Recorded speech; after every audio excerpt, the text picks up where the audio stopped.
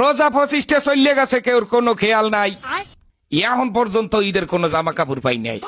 না মামুরা দেশে, না চাচারা দেশে, না বড় ভাইরা দেশে। ওকুলে রাকিব পের কেনা শেষ, রনির কেনা শেষ, কাউসারের কেনা শেষ, হগল দুন্নের সবার কেনা শেষ, খালি মোর তা কিনতে পারি নাই। সারা বছর আমি গতবারের দুগ্গা জামাই দিয়ে কাটাই দিস। দুগ্গা জামাই দিয়া একটা বছর আপনারা কেউ কাটাইতে পারতেন না? আমারে কয়েন আপনারা কেউ পারতেন? এখন আমার গায়ে যে জামাগুয়া এইটার ক্যাতকুলি সিরা এবং এমন কায়দায় সেরছে যে মানের সামনে বই আমার হাত জাগাইয়া যে আমার মাথা চুলকামু হ্যার উপায় নেই, হেলে ক্যাতকুলি চিনাইবে।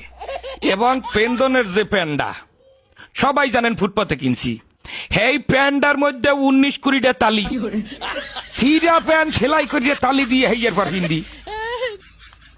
আমি আমার বাপ মা, আত্মীয় স্বজন, বড় ভাই ব্রাদার, মামু খালু, বোন বোনাই যারা আছেন সবার কাছে হাত জোর করিয়ে কই গেলাম, 27 রোজার মধ্যে যদি আমার কেনাকাটা না করিয়ে দেন বোঝেন, হ্যালে এবছর ঈদে আমি কোনো জামা কাপড় পিনবো না। হাফ পিনতে খালি গায়ে নামাজে খারাইলে কলো মানে জিগাইবে একবার কেয়ার বাইরফো, কেয়ার নাতি, কেয়ার পোয়া, হেখালে কি আমার আল্লাহর ইজ্জত যাইবে? গেলে কলো সবাই ইজ্জত যাইবে। আমি ভালো করে বলি, আবারও শোনেন। স্বাস্থ্য মামা তো দুলা ভাইরা, চাকরিজীবী বড় ভাইরা, মামু খালু চাচা ফুফারা একটা পাঞ্জামি দিলেও আমার কলো 15-16টা পাঞ্জামি হয়ে যায়। আপনারা জানেন কিনা জানি না, আমার বাপেরা তাহলে 3টা গরু আছে।